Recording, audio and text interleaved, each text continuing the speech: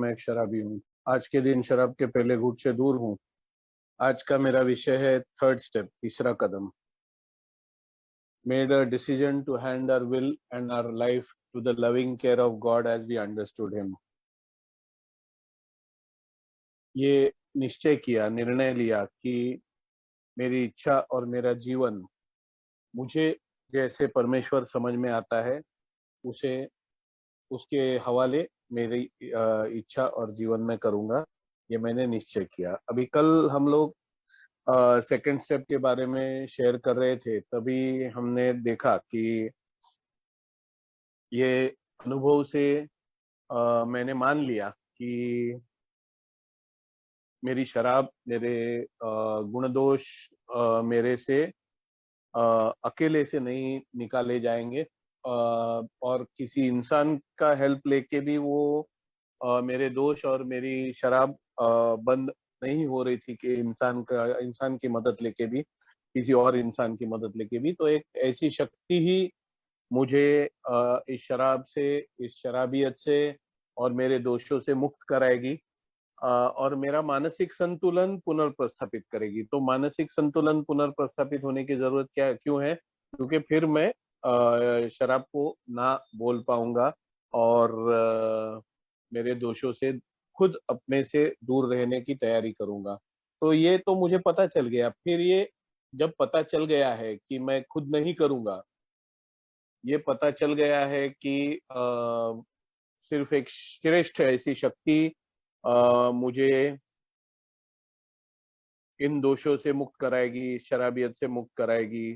तो फिर अभी वापस एक स्टेप की क्या जरूरत है? निश्चय करने के लिए, निर्णय लेने के लिए कि मेरी इच्छा और मेरा जीवन मुझे समझे गए, मुझे जैसे समझता है वैसे परमेश्वर के हवाले में करूं।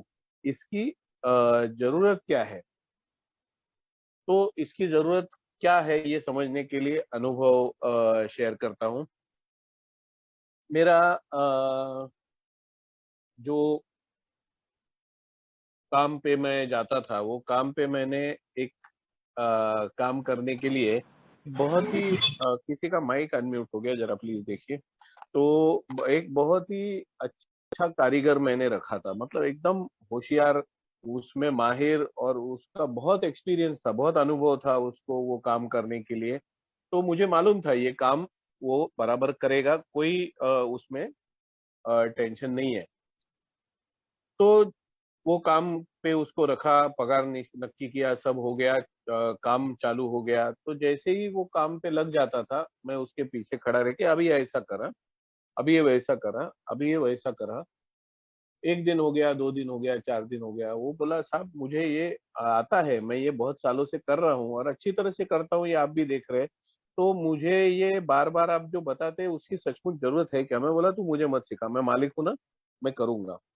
मैं अल्कोहलिक्स अनोनिमस में आने के बाद जब भी मैं ये देखने लगा कि मेरा ये कारीगर बहुत अच्छी तरह से कर पाता था, मुझे सिर्फ वहां खड़ा रहना था, क्योंकि वो कारीगर था, कामगार था। तो उसे कस्टमर को खुश नहीं करना था, मुझे करना था, कस्टमर मेरा था। तो मुझे सिर्फ खड़ा रहना था वो करने के वक्त, उसके ऊपर छोड़ के नहीं जाना था। पर मैं उसे सिखा क्यों रहा था, ये जब भी मैं आज पीछे मुड़ के अपने अतीत की तरफ मैं देखता हूँ, तो मुझे पता चलता है कि मैं विश्वास नहीं रख पाता। ये मुझे मालूम है कि यही करेगा, मुझे नहीं आता है वो, मुझे वो काम नहीं आता है। देख देख के मुझे काम कैसा है ये सिर्फ मालूम है।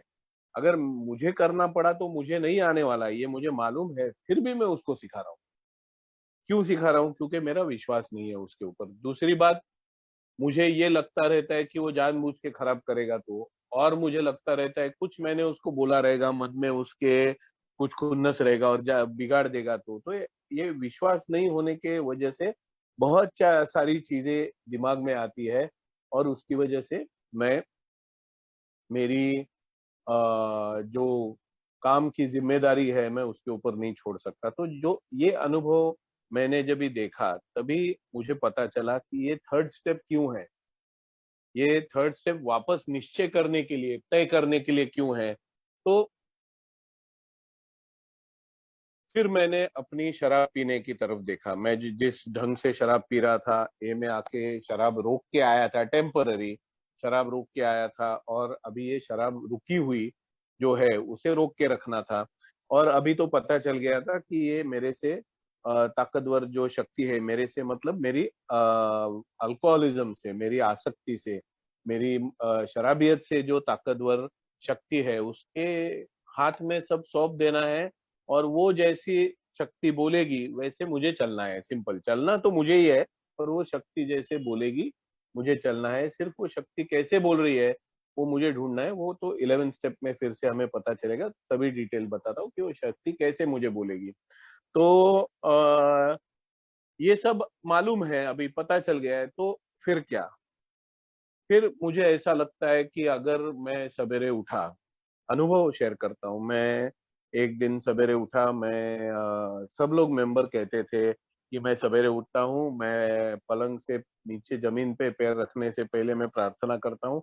मैंने बहुत कोशिश किया, मेरे से हुआ नहीं। फिर जब भी मैंने स्पॉन्सर लिया, स्पॉन्सर बोला अरे ऐसा नहीं है, तेरे से होता नहीं है तो जबरदस्ती मत कर। जब भी तुझे याद आता है सवेरे उठने के बाद, ब्रश करते वक्त, चाय पीते वक्त, जब भी याद आता है तभी प्रे करने को शुरू कर, धीरे धीरे वो हो जाएगा, जम जाएगा। तभी मैं कोशिश करने लगा जब भी ये। तो एक दिन ऐसे ही सवेरे उठा, मैंने उठने के बाद जब भी आया, ध्यान में आया, प्रे किया, और चाय पी रहा था, और मेरे एक ड्रिंकिंग पार्टनर का फोन आया कि मुझे बोला कि अरे आज शाम को मिलने का है, मिल रहे हम लोग। मैं नया नया ए में जा रहा था, तो मिलने का है, तो जाएंगे क्या? अभी मैं ए में आया था, पूरी तरह से शराबियत से मुक्त नहीं हुआ था, शराब की तरफ मेरा अट्रैक्शन उतना ही था, और मुझे नहीं जाना है, ये मुझे जानकारी थी। पर फिर मैंने क्या करना चाहिए था? मैंने ताबड़तोड़ मेरे हायर पावर को प्रे करना चाहिए था कि बाबा मुझे बचा, मुझे नहीं जाना है, और मेरे से गलती हो सकती है तो मुझे बचा नहीं। मैंने ये प्लानिंग करने को शुरू किया कि इसको टालू कैसे, इसको बोल दूं क्या कि मैं शराबी हूँ, मैं ऐसा करूँ क्या, मैं वैसा करूँ क्या, मैं क्या करूँ, मैं क्या नहीं करूँ। मैंने बहुत कोशिश की, बहुत कोशिश की मैंने। और मैं दोपहर तक जब भी एकदम हैरान हो गया, तो मैंने अपने स्पॉन्सर को फोन किया कि ऐसा हो गया है, और मैं एकदम हैरान हो गया, मैं तो क्या करूं मैं? तो स्पॉन्सर बोला अरे तुझे तो मालूम है फॉर्मूला आसान है, प्रे कर और हेल्प मांग। मैं बोला मैं प्रे करेगा, हेल्प मांगेगा, और हेल्प नहीं मिलेगा तो मैं शाम को पीने चला जाएगा। तो स्पॉन्सर बोला अरे यही तो तेरा प्रॉब्लम है कि तू विश्वास रखना। मैं स्पॉन्सर से उलझ गया, मैं बताते गया उसको, ऐसा थोड़ी ना होता है, वैसा थोड़ी ना होता है। वो मेरे को भगवान कुछ तो इंडिकेशन तो देना मांगता है, कुछ तो इशारा तो देना मांगता है कि भाई हाँ मैं हूँ, तू टेंशन मत ले, मैं तुझे बचाऊंगा। मेरा स्पॉन्सर बोला तुझे ये मान चुका है ना तू कि तू शराबी है? तो मैंने बोला पक्का। तुझे पीना नहीं है, नहीं तो तेरी जान जा सकती है, या जान नहीं जाएगी तो तू पागल हो जाएगा, तेरा पूरा जो परिवार है नष्ट हो जाएगा, सब समाज से तुझे फेंक देगा, ये सब तू मानता है ना? मैं बोला हाँ मानता हूँ ना। तो बोलता है तू प्रे करना, बाकी छोड़ देना। इतना सब मेंबर का अनुभव तू देख रहा है, मैं मेरा खुद का अनुभव तुझे बोल रहा हूँ कि वो करेगा, उसको करने दे। कैसे करना है वो बताएगा, वैसे तुझे करना है। जो तेरा भगवान है, हायर पावर है, जो कुछ तू मानता है वो।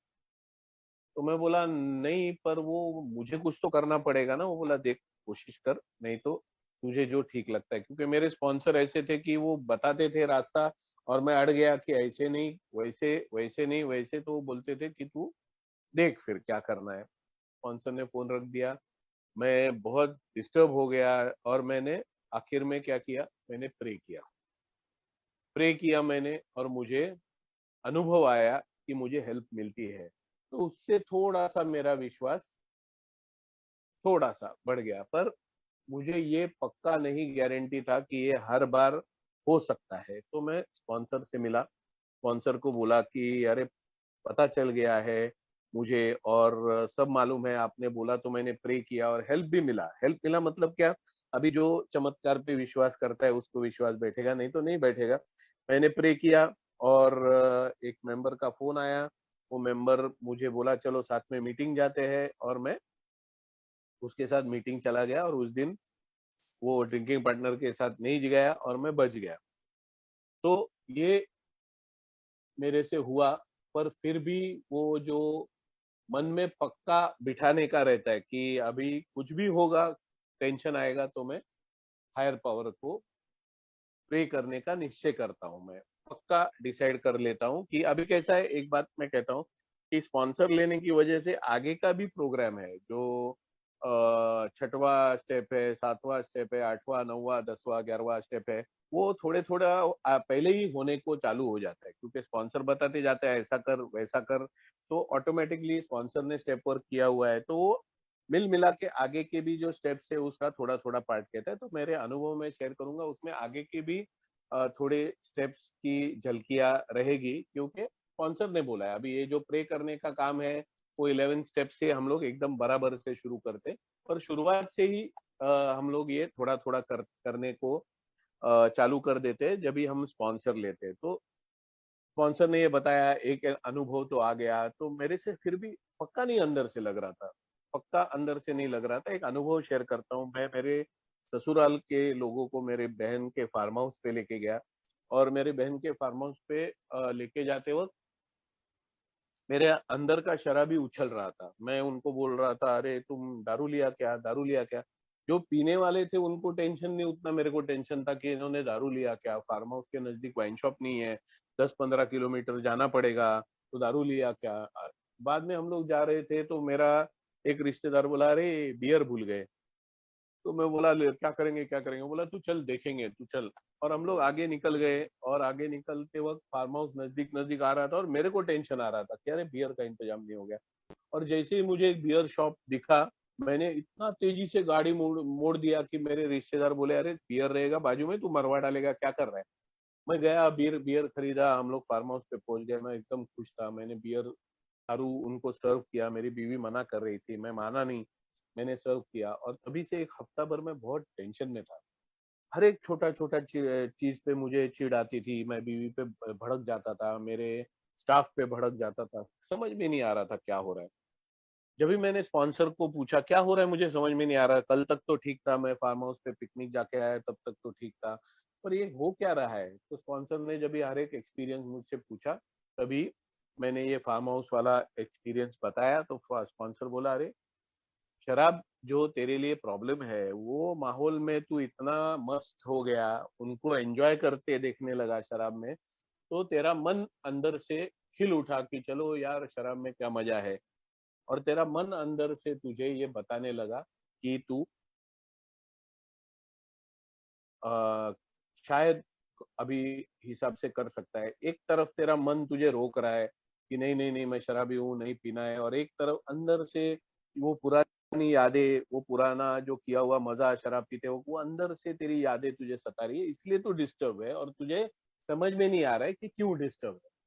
तो मैं जब इस अनुभव की तरफ देखा, तो मुझे पता चला कि मैं खुद कंट्रोल कर रहा था।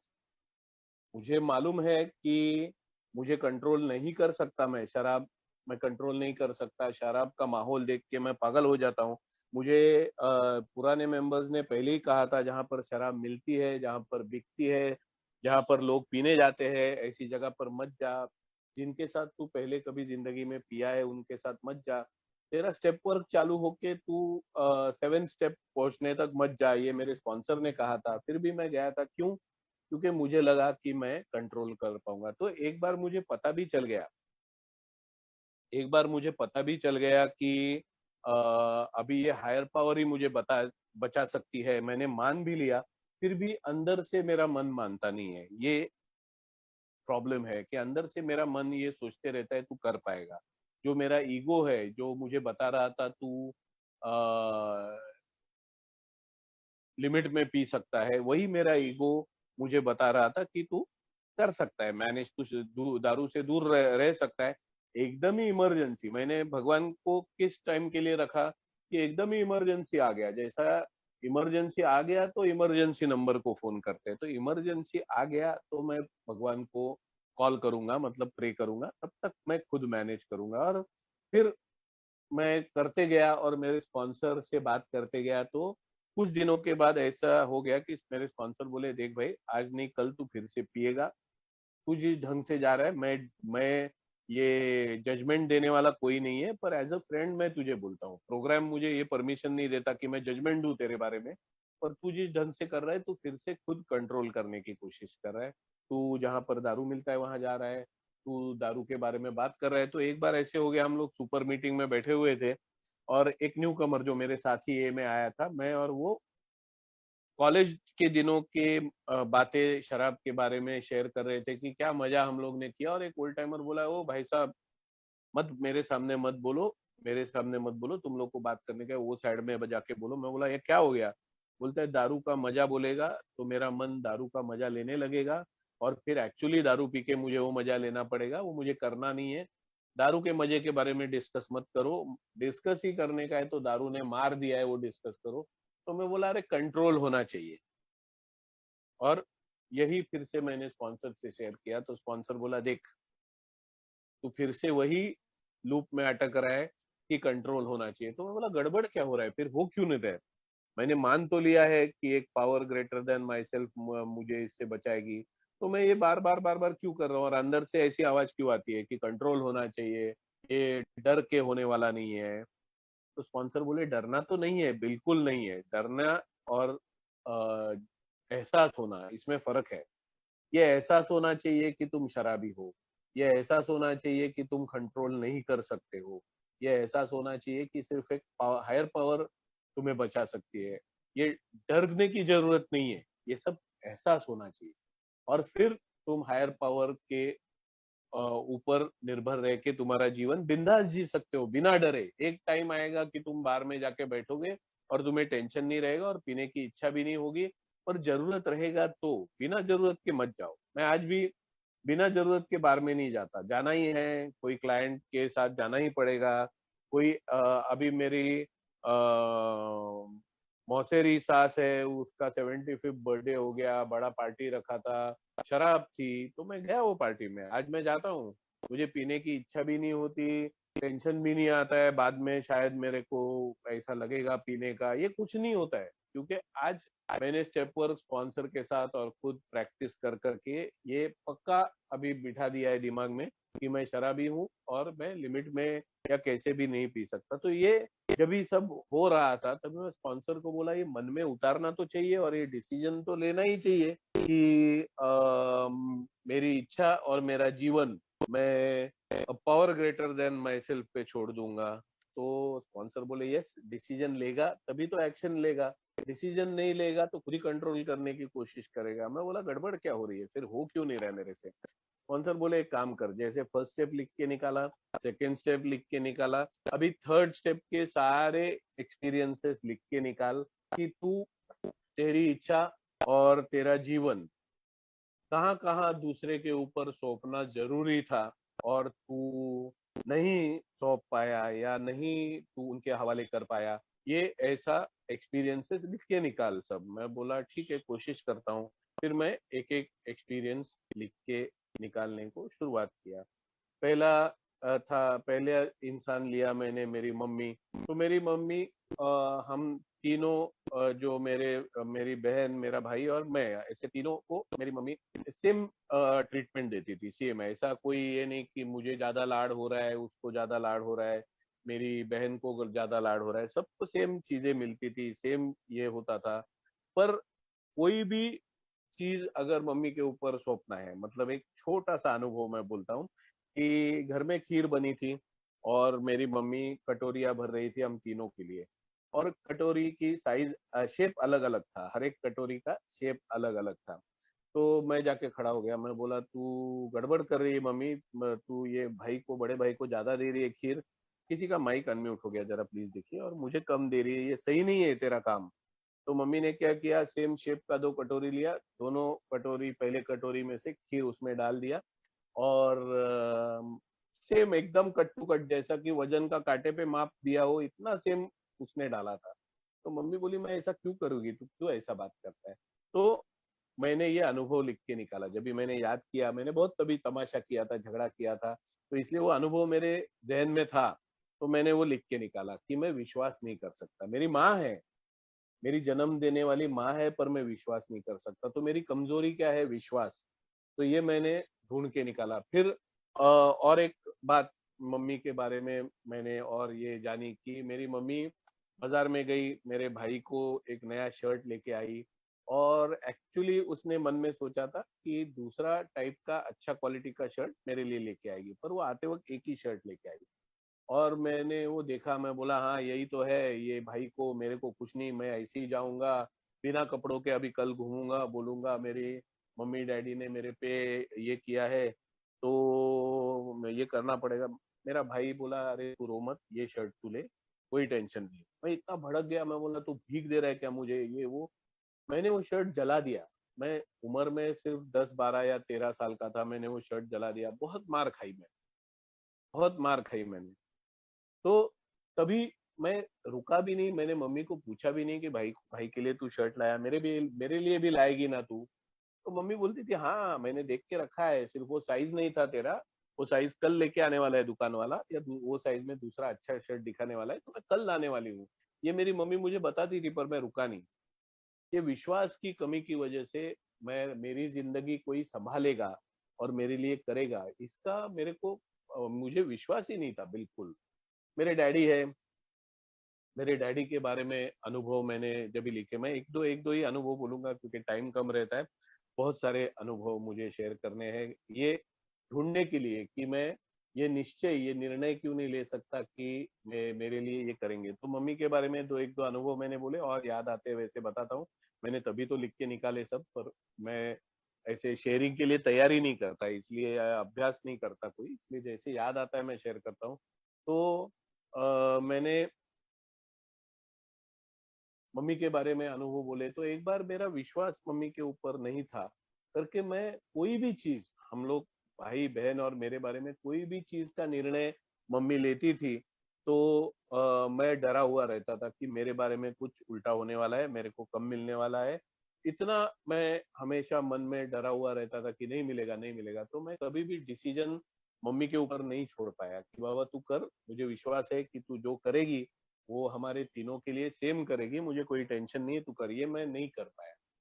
तो ये मेरा एक लिस्ट में ऐड हो गया। फिर मेरे डैडी के बारे में मैं सोचने को लगा। तो मेरे डैडी थोड़े से बायस थे, मैं ना नहीं बोलूंगा। मेरी बहन के बारे में उनका थोड़ा पलड़ा बहन की तरफ भारी रहता था, वो तो ठीक है, पर मेरा प्रॉब्लम ये था कि मेरे डैडी के बारे में मेरे को इतना डाउट था, इतना डाउट था कि मैं कभी कभी मम्मी को पूछता था कि भाई और बहन ये दोनों तुम्हारे हैं क्या, मुझे कहीं से उठा के लाया है क्या। मम्मी बोलती थी अरे क्या फालतू बात करते रहता है तू, ऐसा क्या है, दुनिया बोलती है कि तेरा थोबड़ा तेरे बाप के जैसा है, और तू ऐसी फालतू बातें करता है कि मैं मुझे कहीं नहीं बोलता है। मैं हमेशा देखता हूँ कि कुछ भी रहेगा तो डैडी पहले मुझे डांटते हैं, पहले मुझे फटकारते हैं, फिर बाकी दोनों की तरफ जाते हैं, तो ये क्यों करते हैं डैडी। तो ये हमेशा का मेरा कंप्लेंट था। फिर से वही बात कि मेरा विश्वास नहीं था कि मेरे डैडी जो है वो तीनों बच्चों के बारे में सेम न्याय करेंगे, सेम उनको जो डिसिप्लिन लगाना है या नहीं लगाना है वो सेम डिसीजन लेंगे, क्योंकि वो तीनों के पिताजी है, वो तीनों के लिए एक सरी का हिसाब करेंगे। मुझे हमेशा लगता था कि पिताजी मुझे नहीं पसंद करते। अभी मेरा भाई मेरे से बड़ा है, तो एक कभी जरूरत पड़ी बैंक में जाने के लिए, तो पिताजी भाई को स्लिप भर के देते थे और बोलते थे ये बैंक में जा, वो वहां पर काउंटर पे मेरा दोस्त है, उसको बोल कि डैडी ने भेजा है, वो तुझे पैसा देगा और तू लेके आ। तो मेरे डैडी के दोस्त कैशियर थे करके मेरा भाई जाता था, स्कूल में ही थे हम लोग और हमारे घर के बाजू में ही बैंक थी, तो मेरा भाई लेके आता था। मुझे हमेशा लगता था मेरे पिताजी मेरे ऊपर विश्वास नहीं करते, मुझे नहीं बताते।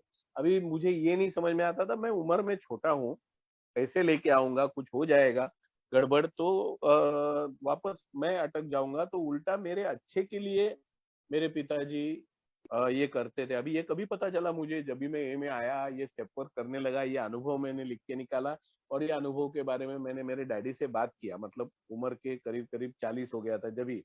तो डैडी बोले अरे पागल तू छोटा था ना, तेरे हाथ से पैसे गिर जाएंगे या कुछ हो जाएगा, कोई छीन लेगा करके। और मेरा भाई तभी स्कूल के बॉक्सिंग टीम में था, मैं नहीं था, मैं स्पोर्ट्स में एकदम वीक था।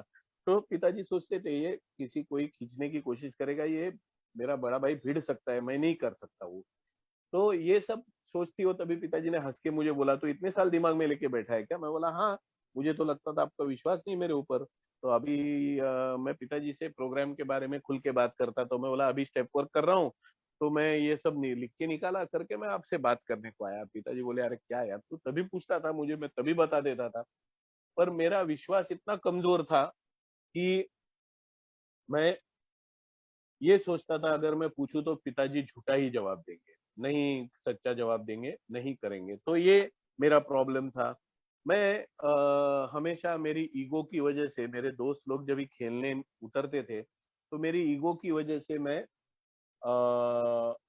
घर में रुका रहता था कि मेरा दोस्त मुझे बुलाएगा, फिर मैं नीचे चला जाऊँगा। मेरे इतने कम दोस्त थे ना, ज़िंदगी में मेरे इतने कम दोस्त है ए में आने तक कि इसकी एक ही वजह है कि मैं किसी दोस्त के ऊपर विश्वास नहीं कर सकता कि वो मेरे लिए कुछ करेगा, मेरे लिए रुकेगा, मेरे लिए झगड़ा करेगा, मेरे लिए बात करेगा, मेरी तरफ से बात करेगा। ये मेरा इतना विश्वास नहीं था बिल्कुल, इसलिए मेरे बहुत कम दोस्त थे, मैं दोस्त ही नहीं बना पाया ज़्यादा।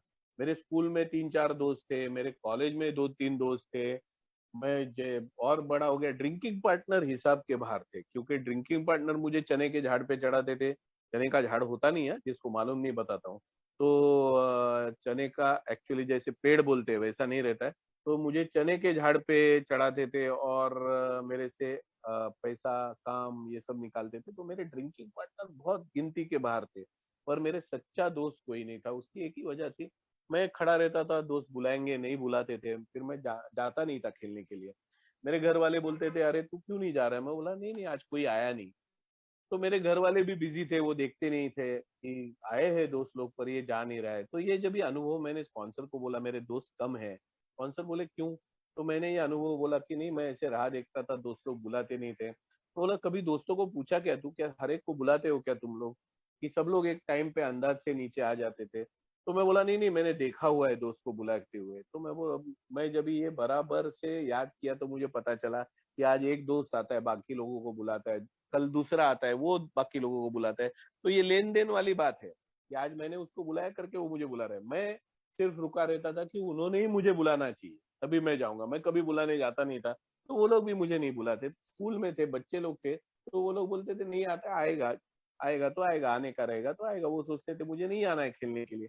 तो ये जो मेरा स्वभाव है, मैं जभी मेरे स्वभाव की तरफ देखा कि मैं विश्वास नहीं रख सकता, ना माँ पे रख सका, ना पिताजी पे रख सका, ना दोस्तों पे रख सका कि मुझे डर है कि ये लोग मेरे लिए कुछ नहीं कर रहे। जैसे बड़ा होते गया, कॉलेज में गया, मैं कॉलेज में स्कूल में, कॉलेज में जब भी पढ़ने जाता था, तो कॉलेज में लेक्चर के टाइम मैं जब भी पढ़ाई करता था और परीक्षा में जब भी पेपर लिखता था तो मुझे ये हमेशा लगता था कि लेक्चर प्रोफेसर जो है वो जानबूझ के उसके पसंदीदा स्टूडेंट को नंबर मिले करके मेरे छोटे-छोटे नुक्स निकाल के मुझे मार्क कम देता है और उसके लिए मैंने झगड़ा भी किया है।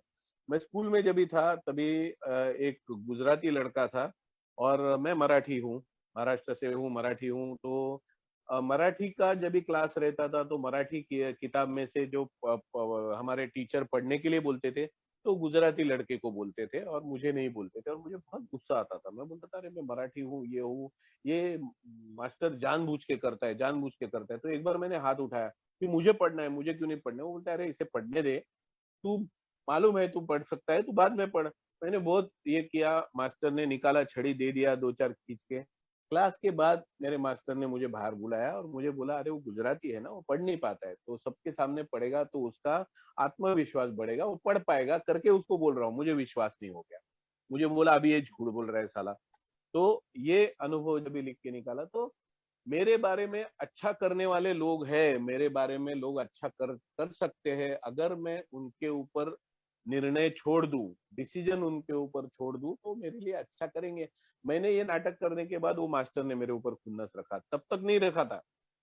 वो मुझे होशियार लड़का करके सबके सामने बताता, बाद में वो मेरे ऊपर खुन्नस रखा और मुझे बहुत उसका तकलीफ हो गया। तो ये मैं कराता हूँ अपने बारे में। मैं भगवान को भी मुझे मदद करने से रोकता हूँ। मैं जैसे बोलता था कि मैं पीने जाता था तभी भगवान को बोलता था पीने जा रहा हूँ, अगर गलत हो रहा है तो रोक। तो मैं भगवान को डायरेक्शन देता था क्या करना है, अगर पीने जा रहा हूँ गलत है तो रोक तू। मैं ये नहीं पूछता था कि मैं पीने जा रहा हूँ गलत है, मैं जानता हूँ तो मुझे रोकने के लिए मदद कर, ये नहीं करता था मैं। तो ये मेरा स्वभाव है। और बड़ा हो गया, कॉलेज में गया, ग्रेजुएशन के बाद मैं खुद का बिजनेस चालू किया। जब भी मैं खुद का बिजनेस चालू किया तो मुझे बड़प्पन की बहुत आदत थी। मैंने गाड़ी खरीदी, मैं उम्र का 23 साल का था, मेरे पास पैसा आया तो मैंने ताबड़तोड़ गाड़ी खरीदी, गाड़ी के ऊपर ड्राइवर रखा। मेरे घर वाले बोल रहे थे अरे तेरी उम्र क्या है, तेरे काम की जगह घर से चल के 30 सेकंड पे है, तो तुझे 30 सेकंड सिर्फ घर से निकल के काम की जगह पे जाना है, तो तू गाड़ी क्यों खरीद रहा है? नहीं नहीं, और गाड़ी खरीद रहा है ठीक है चलो। तभी मतलब आज से करीब करीब पकड़िए 30 साल पहले, करीब करीब 30 साल पहले मेरे उम्र के लड़के लोग नौकरी पे भी लगे तभी गाड़ियां नहीं खरीदते। अभी गाड़ी खरीदना तो एक जरूरत बन गई है। तो तभी गाड़ियां नहीं थी सबके पास। मेरे कोई भी रिश्तेदार जो मेरे उम्र का था, कमा रहा था, उसके पास गाड़ी नहीं थी। मैंने गाड़ी खरीदी, मेरे घर वाले बोलते हैं ठीक है तू गाड़ी खरीदी, ड्राइवर क्यों रखा है? तो मैं बोला मैं रखूंगा। तो ऐसा मेरा ईगो था, और मैं गाड़ी ड्राइवर सब रखता था। पर मेरा ड्राइवर जब भी गाड़ी चलाता था ना, जिसको बैक सीट ड्राइविंग बोलते हैं, साइड सीट ड्राइविंग बोलते हैं या बैक सीट ड्राइविंग, मैं उसको बोलता था राइट रे, राइट ले, राइट ले, सीधा चल, सीधा चल, अरे अरे ठोक देगा, ठोक देगा, रुक रुक रुक, चल सिग्नल लगा, सिग्नल लगा, चल चल चल चल, मत मत मत मत। हैरान हो जाता था वो, हैरान हो जाता था। वो बोलता है साहब मेरे को गाड़ी चलाने दो। और कभी फिर एक बार बाय मिस्टेक गाड़ी टच होने वाली थी, लगने वाली थी, मैं बोला देख तेरे को गाड़ी आता नहीं ना चलाने को, इसलिए मैं बोला। गाड़ी उसके हाथ में दी है, स्टेयरिंग उसके हाथ में दी है, तू बैठ ना चैन से, या ड्राइवर रख मत, तू चैन से बैठ, उसको गाड़ी चलाने दे। अगर ये नहीं जमता है तो मैं भगवान को मेरी जिंदगी की गाड़ी चलाने क्या दूंगा मैं, सोचिए आप। तो ये अनुभव सब बहुत मायने रखते हैं। ये अनुभव मैं लिख के नहीं लिखूंगा मेरी जिंदगी के, तो मुझे पता नहीं चलेगा कि ये मैं निर्णय क्यों नहीं ले पा रहा हूँ, ये निश्चय क्यों नहीं ले पा रहा हूँ, ये थर्ड स्टेप इम्पोर्टेंट क्यों है, ये निश्चय लेना जरूरी है, ये निश्चय ये तय करना जरूरी है कि मेरी इच्छा और मेरी जिंदगी मैं मुझे समझे गए परमेश्वर के हवाले कर दूंगा। ये निश्चय लेना चाहिए, और निश्चय लेने के लिए ये निश्चय क्यों नहीं ले पा रहा हूँ ये जानना बहुत जरूरी है, क्योंकि मेरी जिंदगी का सवाल है। और ये निश्चय मैं क्यों नहीं ले पा रहा हूँ ये समझना बहुत बहुत बहुत जरूरी है। शादी हो गई, शादी करने के बाद अभी बीवी मेरी दोस्त थी, दोस्त होने के बाद हम लोग प्यार करने लगे एक दूसरे से, फिर शादी की। अभी ये हिसाब से हमारी शादी हुई, प्यार, प्यार के बाद शादी। तो आज अभी आजकल बहुत सोशल मीडिया जोरदार हो गया है, तो अलग अलग जो सुविचार है वो आते हैं। तो ये सुविचार तो बार बार बार बार पढ़ने में आता है कि विश्वास ये कोई भी रिश्ते की बुनियाद है। अभी बीवी पे विश्वास नहीं करूं तो बात खत्म। पर मेरा यही प्रॉब्लम था कि मेरी बीवी अ, हालांकि मैं जब 12वीं में था, और 12वीं में मेरी ये लड़की से मेरा मन ही मन में प्यार हो गया था, तभी तो वो मुझे पहचानती थी, दोस्त थी, पर मैं प्यार करता हूँ जानती नहीं थी। मैंने उसको बर्थडे को एक दीवार पे लटकाने वाला वॉल हैंगिंग दिया था। उसके ऊपर लिखा था कि if you love something set it free, if it comes back it is yours, if it does not it never was. अगर किसी से प्यार करते हो तो उनको ये मुक्त रखो, उनको पकड़ के जकड़ के मत रखो। अगर वो वापस आते हैं तो आपके हैं, अगर वो वापस नहीं आते हैं तो कभी आपके थे ही नहीं। और उसके ऊपर बहुत अच्छा बटरफ्लाई का पिक्चर था, और वो उड़ रहा है ऐसा दिखा रहा था। तो ये मैंने पिक्चर दिया था, मैं ये जानता था कि अगर मैं किसी पे प्यार करता हूँ तो विश्वास करना चाहिए, उन्हें मुक्त छोड़ना चाहिए, ना कि पकड़ के जकड़ के रखना चाहिए। पर मैं नहीं कर पाया, मैं दिखाता और कुछ रहा, खुद को भी फंसाता रहा। मैं दिखाता कुछ और रहा, मैं अंदर से कुछ और था। मैं ये पहचानना नहीं चाहता था कि मैं अंदर से कुछ और हूँ। मैं बार बार उसको किसी लड़के से बात करेगी तो मैं बोलता था नहीं क्यों बात कर रही है, वो बुरा था। शुरुआत में ऐसा था कि मैं उसको नहीं बुरा बोलता था, मैं बोलता था वो लड़का बुरा है, उससे बात मत कर। गलती से कभी ये साबित हो गया लड़का बुरा है, तो मैं बोलता था देख मैं तुझे बोल रहा था कि वो लड़का बुरा है और तू बात कर रही थी। तो जब ये एक दो तीन बार हो गया तो मुझे लगा अरे तो इसका मतलब ये भी पहुंची हुई है कि मेरे से दोस्ती की, इसने किया, मेरे से प्यार किया, मेरे से शादी किया, पर ये लफड़ेबाज है लगता है। ये मेरे मन में आ गया और मेरा चालू किया। क्यों मैं ये कर नहीं पाया कि उसके ऊपर विश्वास करके मेरी जिंदगी अभी वो अर्धांगिनी बोलते हैं, मेरे आधी जिंदगी की वो हकदार है, उसकी आधी जिंदगी का मैं हकदार हूँ। तो ये हक मुझे तब मिलेगा अगर मैं विश्वास करूंगा। ये मैं क्यों नहीं सोच पाया? मैं नहीं सोच पाया। मैं खाना बनाती थी तभी उसको बोलता था, अरे नमक बराबर डाला, वो ऐसा कर वैसा कर। वो बोलती थी मैं खाना बनाऊं कि तुम बनाओगे? अगर मैं बना बना रही हूँ तो बनाने दो, खा के देखो अच्छा है कि नहीं। मेरी बीवी बहुत ही बढ़िया खाना बनाती है, बहुत ही बढ़िया, पर मैं उसको फिर भी सताते रहा, सालों साल सताते रहा, क्योंकि मेरा विश्वास नहीं था। तो ये सारे अनुभव जो मैंने कुछ देर से मैं बताते जा रहा हूँ, ये अपनी जिंदगी के अनुभव लिखना जरूरी है, क्योंकि मैं एग्जैक्टली क्या हूँ ये फोर्थ स्टेप में होने वाला है। पर अगर मुझे ये निश्चय लेना है, ये मुझे निश्चय लेना है, तो मेरा विश्वास का जो इन्वेंट्री है, मुझे ये विश्वास का इन्वेंट्री थर्ड स्टेप में ही लेना पड़ेगा। फोर्थ स्टेप में मेरे ईगो का, मेरे डर का, मेरे गुस्से का सब इन्वेंट्री होने वाला है। पर ये विश्वास का जो इन्वेंट्री है ना, ये मुझे थर्ड स्टेप में लेना पड़ेगा, तभी मैं समझ पाऊंगा ये निश्चय लेना, ये डिसीजन लेना क्यों इम्पोर्टेंट है। क्योंकि अगर मैं ऐसे ही करूंगा ना, हाँ हायर पावर है, वो मुझे इससे निकालेगी, ओके, तो मैं उसको साइड में रखूंगा। मैं फिर से खुद ही अपने जिंदगी को कंट्रोल करने की कोशिश करूंगा। मैं हायर पावर के हवाले मेरी इच्छा और जीवन को नहीं करूंगा। हायर पावर को इमरजेंसी बटन के जैसे रख दूंगा, और जब भी सचमुच इमरजेंसी आएगी ना, तभी हायर पावर की मदद में ले नहीं पाऊंगा और मैं शराब पीऊंगा। यही मैं ए में आने से पहले करता रहा, यही मैं ए में एक बार आके गया जब भी किया।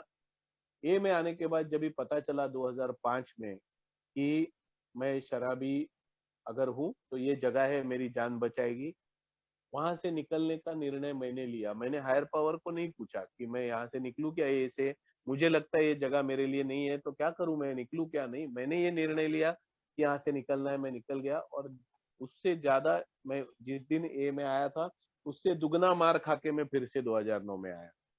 तो ये मार मैंने क्यों खाया? क्योंकि ये निर्णय, ये निश्चय मैंने किया कि मुझे ए से निकलना है। तो ये मेरा स्वभाव है, और ये मुझे ढूंढना है कि मेरा स्वभाव ये है, ये ढूंढना जरूरी है, तभी मैं ये निश्चय करूंगा। थर्ड स्टेप इतना इजी नहीं है जैसा मैंने बहुत लोगों के मुंह से सुना है कि बस ये तय कर लेना है कि अभी मेरी इच्छा और जीवन, मैंने, मुझे समझे गए हायर पावर पे, मुझे समझ में आता है वैसे भगवान पे, मैंने वो इच्छा और जीवन उसके हवाले कर देना है, निश्चय करना है, बात खत्म। नहीं कर पाता मैं निश्चय, नहीं कर पाता मैं निश्चय क्योंकि मुझे विश्वास नहीं है। नहीं कर पाता मैं निश्चय क्योंकि मुझे डर है कि मैंने विश्वास किया तो होगा क्या काम की गड़बड़ होगा। अभी ये डर वाला जो बात है, वो जो इंफीरियरिटी कॉम्प्लेक्स में ज्यादा घिरे हैं शराबी, उनको डर वाला कॉम्प्लेक्स आएगा। मेरे जैसे जो ईगो में ज्यादा घिरे हैं, उनको डर वाला कॉम्प्लेक्स नहीं आएगा। उनको गारंटी रहेगा, नहीं रे ये करने वाला नहीं, मुझे ही करना पड़ेगा, ये सब मुझे ही करना पड़ेगा, इससे होने वाला नहीं है ये।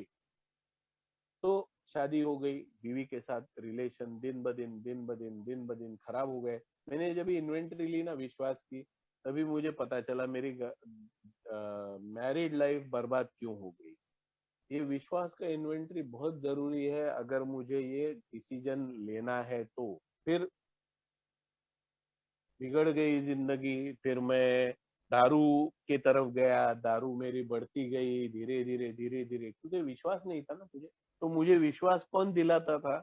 जो मुझे बढ़ाते थे, चढ़ाते थे कि भाई आप सेठ हो यार, आप मालिक हो। गुरु, आपको क्या नहीं आता है यार?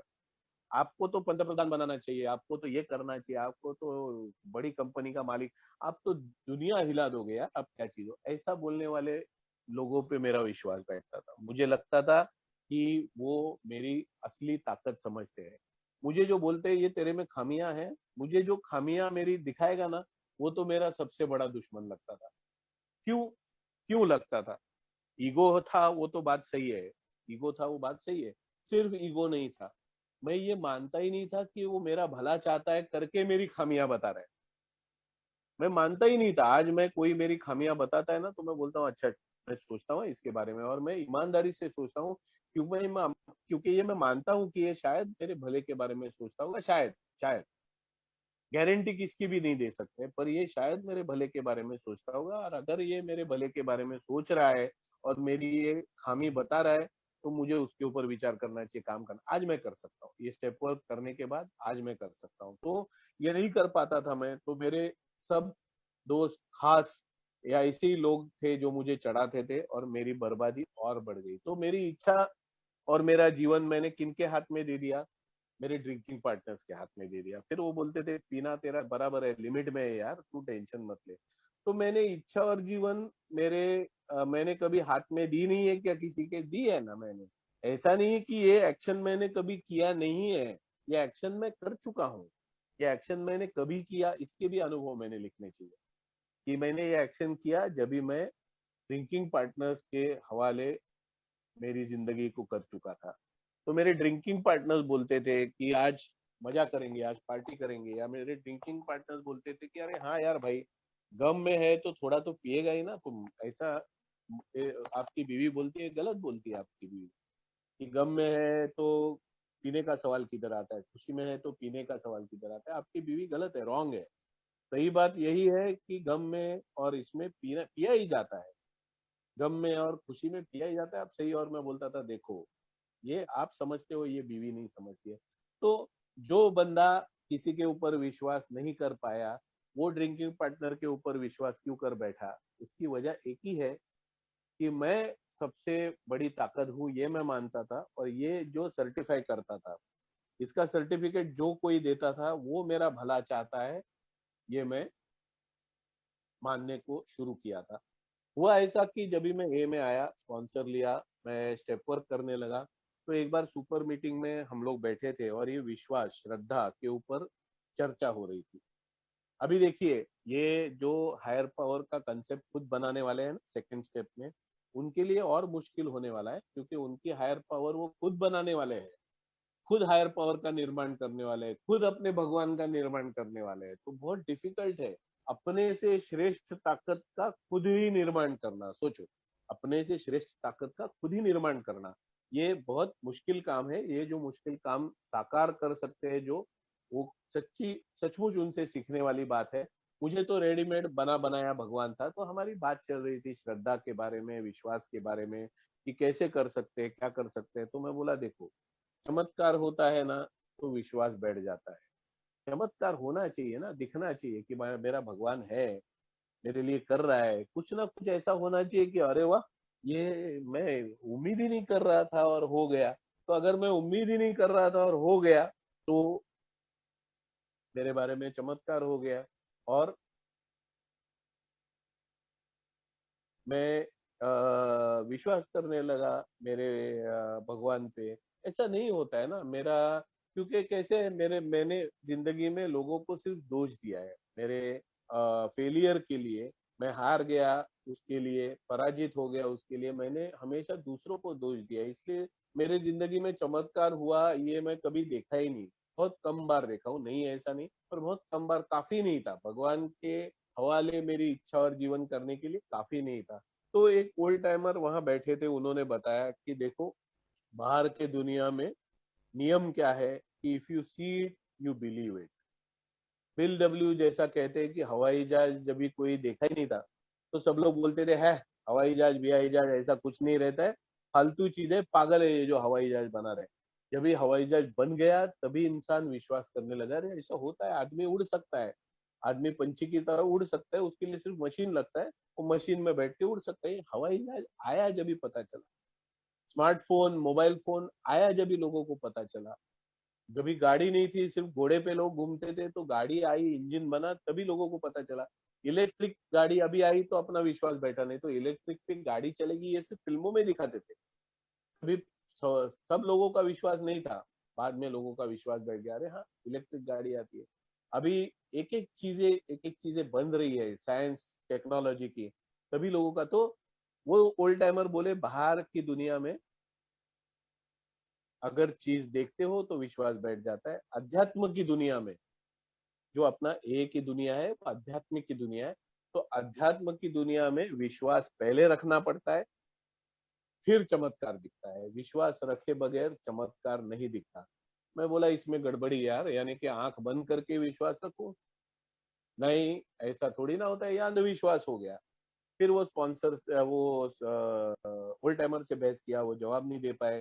फिर मैंने स्पॉन्सर से इसके बारे में बहस किया, स्पॉन्सर बोले नहीं, कौन पागल बोलता है कि आंख बंद करके विश्वास करो। अपनी जिंदगी के बारे में ऐसी चीजें लिख के निकालो कि जो तुम्हें लगता था नहीं यार ये कैसा हो गया, ये तो होना नहीं था मेरे जिंदगी में, कैसे हो गया। तो मैं एक एक चीज लिखने लगा कि मैंने जब भी शादी की तो वो मेरी बीवी मेरे से बहुत ज्यादा खूबसूरत है, दिखने में अच्छी है, अच्छे घर से है, अच्छे खानदान से है। तो मैं बोला अरे ये मेरे से शादी, मेरी मम्मी ने बोला था कि अगर ये लड़की ने तेरे से शादी की मैं राजी हूँ शादी के लिए, मुझे उसका खानदान नहीं देखना है, कुछ नहीं देखना है, उसकी पढ़ाई लिखाई नहीं देखना है। मेरी मम्मी ने उसको देखा हुआ था, हम लोग एक ही एरिया में रहते थे। तो मेरी मम्मी बोली ये लड़की ने तेरे से शादी की ना, तो खलास मैं तैयार हूँ। तो ऐसे जो था कि वो लड़की से तो मेरे एरिया के बहुत मेरे से बेहतर दिखने वाले, मेरे से ज्यादा होशियार, स्पोर्ट्स में बहुत आगे थे, ऐसे बहुत लड़के उसमें इंटरेस्टेड थे, पर उसने मेरे को हाँ बोल दिया। तो ये चमत्कार था मेरे बारे में। तो मैं ऐसी चीजें देखते गया कि एक्सीडेंट हो गया मेरा, गाड़ी पूरी फट गई पर मुझे खरोच भी नहीं आई।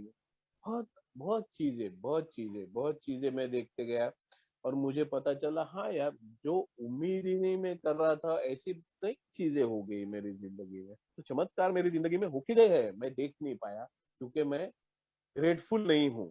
तो इसके बाद आता है ग्रेटिट्यूड का इन्वेंट्री, क्या मैं ग्रेटफुल हूँ? अगर मैं ग्रेटफुल हूँ तो फिर मैं विश्वास कर सकता हूँ। मैं ग्रेटफुल नहीं हूँ तो मैं विश्वास नहीं कर सकता। ये बहुत बड़ी चीज है। मुझे मिले छोटी चीजों के लिए ग्रेटफुल, तो मेरे स्पॉन्सर ने मुझे सिखाया कि ग्रेटफुल बनना सीख। मीटिंग में जब भी तू बैठता है, कोई चाय लेके देता है, वो तेरा नौकर नहीं है। वो खुद सोबर रहने के लिए आया है इसलिए वो कर रहा है, पर इसका मतलब वो तुझे चाय देने के लिए बंधा हुआ नहीं है। फिर भी वो तुझे जगह पर चाय लाके दे रहा है, थैंक यू बोलने को सीख। तो थैंक यू बोलने के लिए सीखा। कोई शेयरिंग करता है, उसके शेयरिंग के अनुभव से तुझे कुछ मिलता है, थैंक यू बोल, उसको मिल के बोल या मन में बोल, थैंक यू बोलने को सीख। और जो चीजों के लिए थैंक यू बोलना चाहिए था पर तूने बोला नहीं, वो सारी चीजें याद कर। Count your blessings. तो मैं सब उसका इन्वेंटरी लिया कि मेरे मेरे लिए क्या क्या अच्छा किया है मेरे मम्मी ने, मेरे डैडी ने, मेरे दोस्तों ने, दोस्त मैं ड्रिंकिंग पार्टनर्स की बात नहीं कर रहा, मेरे दोस्तों ने, मेरे बीवी ने, सब लोगों ने मेरे लिए क्या क्या अच्छा किया, उसकी मैंने इन्वेंट्री ली। ग्रेटिट्यूड की इन्वेंट्री जब भी मुझे ली तो मुझे लगा हाँ यार ये लोगों ने मेरे अच्छाई के लिए किया है। तो मेरे स्पॉन्सर बोले देख, तो तेरे लिए अच्छा करने वाले बहुत है, भगवान भी है, ये लोग भी है, बहुत सारी चीजें, बहुत सारी जगह पर तेरे लिए अच्छा हो चुका है। तो तू ये थैंक यू जब भी बोलने को सीखा, थैंक यू बोलने के लिए जो अनुभव है वो तेरे अतीत में जाके तूने लिख के निकाले। अब सोच कि अगर ये तेरा भगवान है, तेरे लिए कुछ करने वाला है जिससे तेरी जान बचेगी, जिससे तेरा पागलपन ठीक हो जाएगा, जिससे तेरा ये पागल प्यार है दारू के ऊपर वो ठीक हो जाएगा, तो तुझे विश्वास नहीं करना चाहिए क्या? तो मैं बोला हाँ, करना तो चाहिए। और मैं कर नहीं सकता ये भी पता चला, और मैं क्यों नहीं कर सकता ये पता चला, क्योंकि मुझे नहीं मिलता है जो वही चीजें मैं याद रखता हूँ। मैं शक करता हूँ, मैं शक्की इंसान हूँ। मैं सेटिस्फेक्शन का नाम नहीं है, मैं खुश नहीं होता हूँ। अगर मुझे 3 बार कोई मदद करता है और चौथी बार नहीं करता है तो 3 बार की हुई मदद मैं भूल जाता हूँ, चौथी बार जो मदद नहीं होती है वो मैं याद रखता हूँ। इसलिए मुझे लगता है भगवान ने मेरे लिए कुछ किया नहीं, क्योंकि 10 बार मेरे भगवान ने मेरे लिए किया मैं भूल गया।